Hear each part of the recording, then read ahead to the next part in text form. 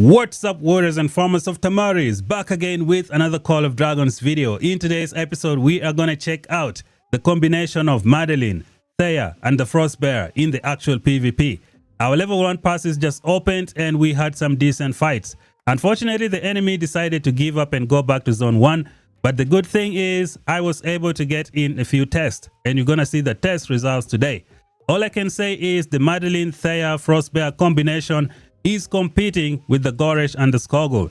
As of right now, we have another good infantry march to use in open field PvP. In this video, you're going to see lots of war reports, and I also have the talent tree and some good stuff to show you guys today. If you're new here, like, share, subscribe, leave some comments down below, and without wasting any more time, guys, let's get to the party. It's about to go down.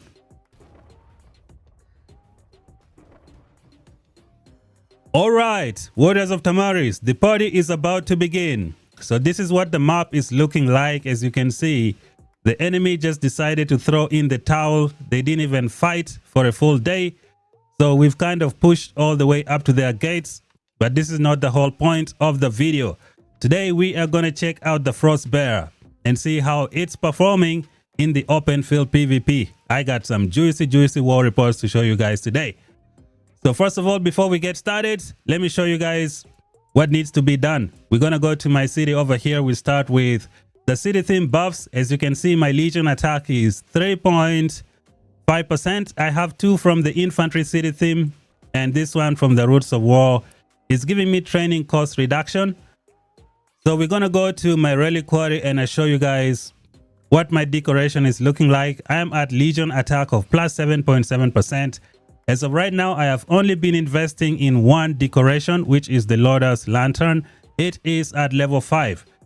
So maybe I need to push the other ones to a good level and hopefully get to Legion attack of 10%. But this is what my decoration is looking like.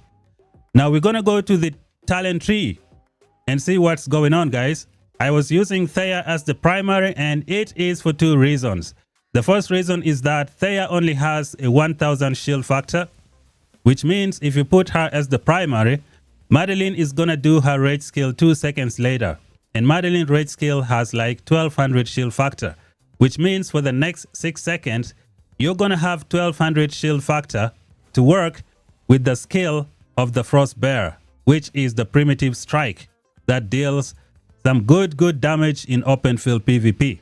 So this is the reason to put Theia as the primary. Another reason to have Theia as the primary is going to be her talent tree. There are 2 things that I need to point out. So the first one is right here, which is Shelter of Compassion. This is going to give you shield granted bonus of 5%.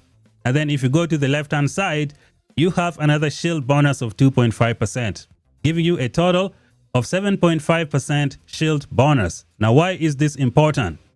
Theia rage skill is a shield. She's going to benefit from that 7.5%. And Madeline rage skill is also another shield. She's going to benefit from the 7.5%. And then when we go to the dragon scale armor, this thing is like, let's see, 4,500 shield. It's going to get boosted by 7.5% from the Theia talent tree, which is going to work very well with the frost armor of the Frostbear. It is part of the reason this march is doing very good, keeping up with the Goresh and the Skogul in the open field PvP. So we go back here to the talent tree. This is what I have picked. You can see that I got some march speed. This is because I like to flank the enemies and go from the side. Sometimes if you try to go in front, there are plenty of infantry and you are blocked. But if you have some good march speed, it makes it easy to go around people, which is pretty good. And then another good one is the skill that reduces severely wounded by 10%. Madeline has a troop increase of 15,000 troops, which means you're going to get around 70,000 severely wounded, give or take. But with this skill, the severely wounded comes back down all the way up to 50,000, just like your other infantry marches. So this is the talent tree that I use for my Theia. What should I show you next? The next is going to be the war pet. This is what the pet looks like. As you guys can see, it is still minimal investment. Once I pimp out this pet, it's going to do so much damage in the PvP. I don't even know what to say anymore. And I'm almost getting it to 3 stars. Hopefully I can get it to 3 stars before this season ends. That's going to be a bonus. And then here is my goresh. This is my goresh using a 3-star venomous lizard. You're gonna see how this frost bear at 2-star is getting plenty of kill points, more than the venomous lizard sometimes. Like, this is weird. It is weird to see, but it's what is happening in this KVK. So this is what I wanted to show you guys. What else? Maybe let me show you guys my goresh and the Skoggle configuration. Goresh is fully maxed out 6 stars.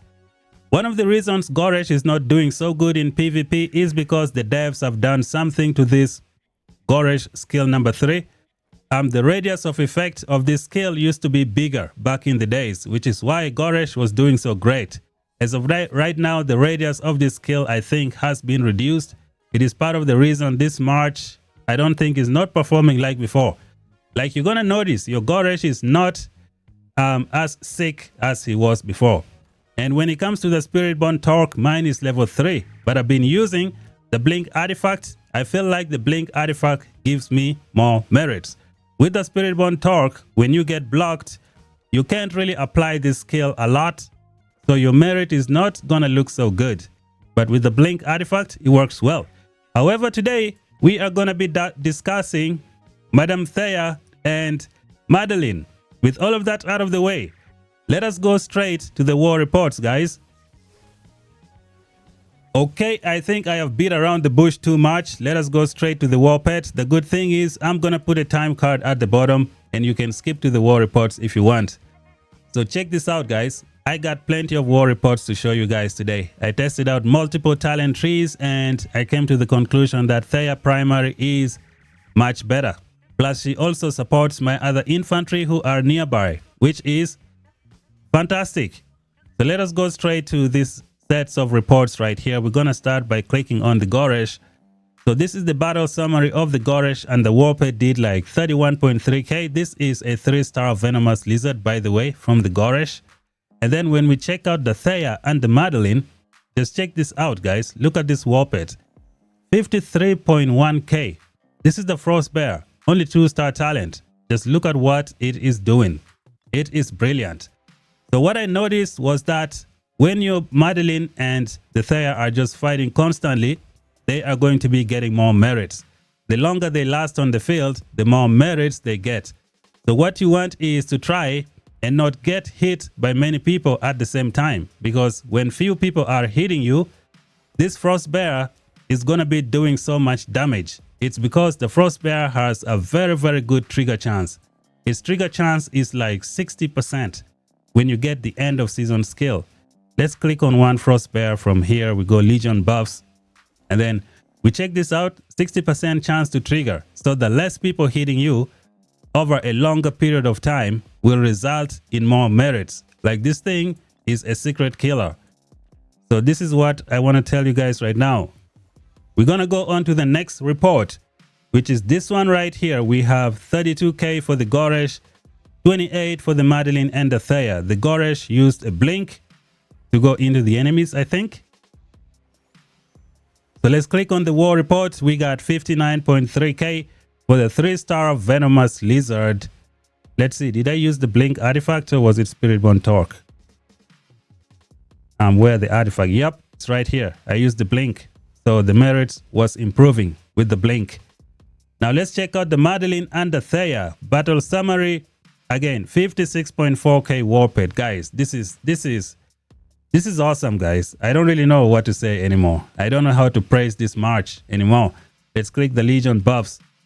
You can see I still need more investment on this pet. And when I get this counter strike to 3 stars, it's gonna be something else.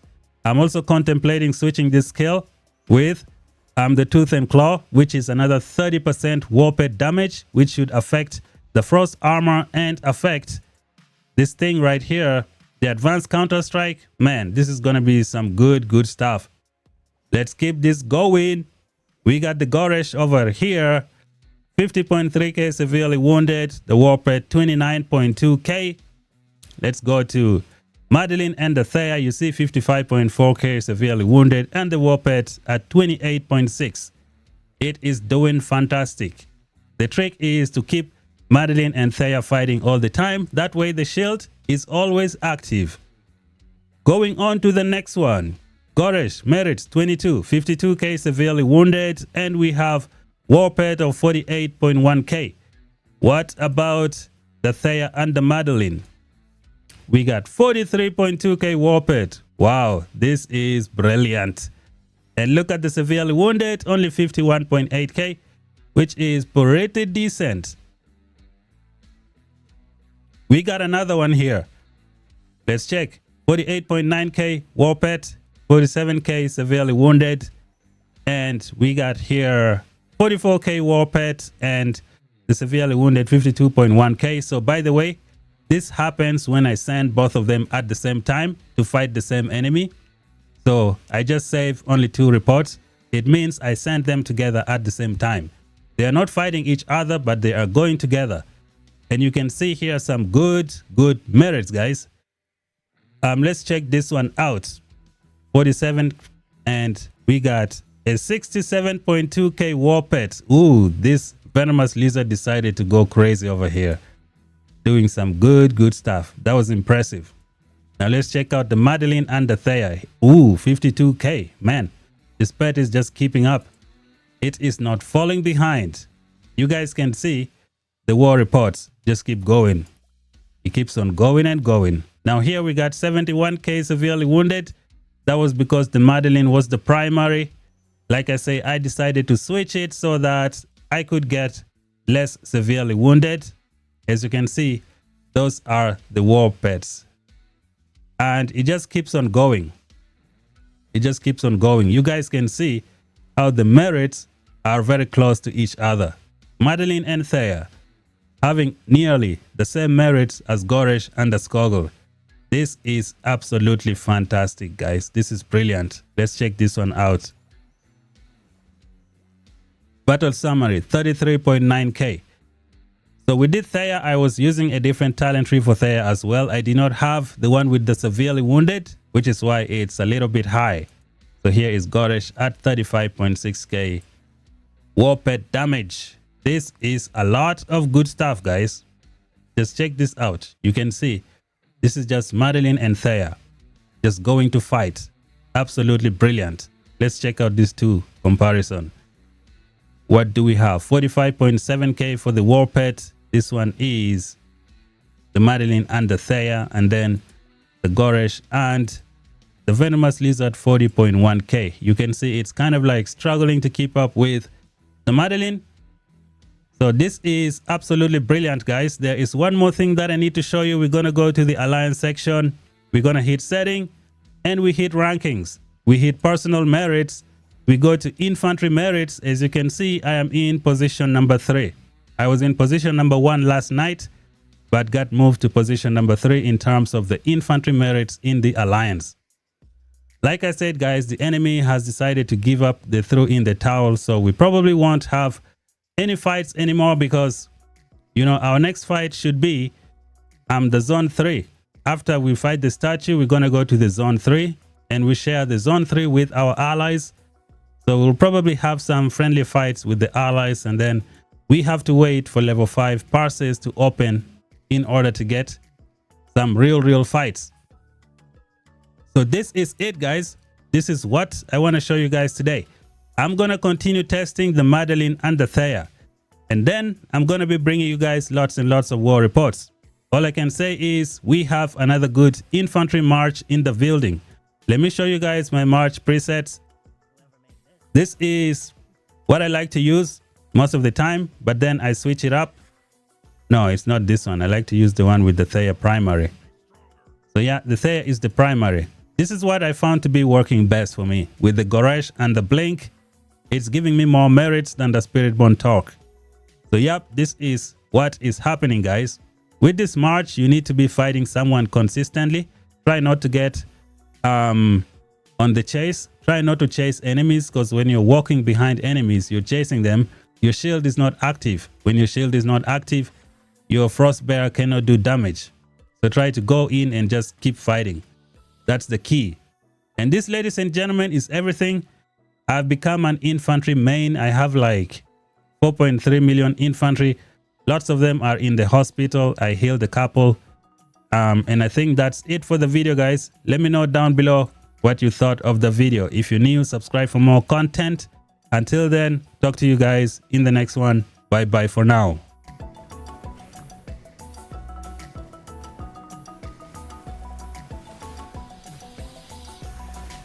Out of my way.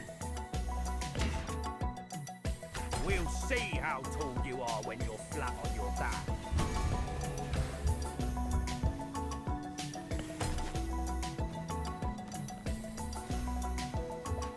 This is me, Shield, and he's pleased to meet your face.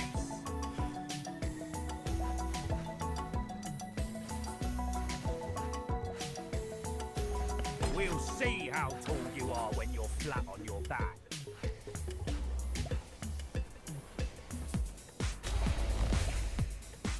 You overestimate yourself.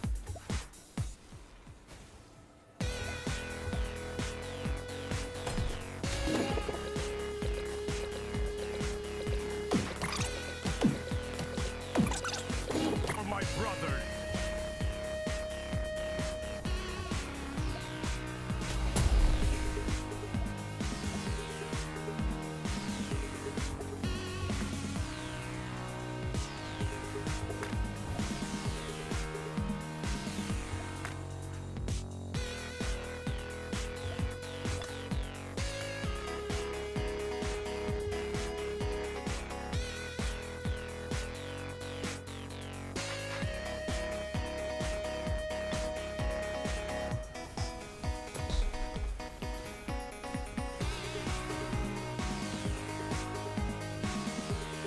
That's it. One foot in front of the other.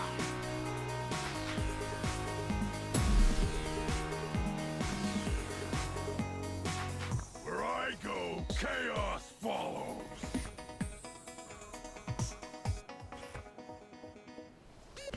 No quarter. What? Trying to tickle me?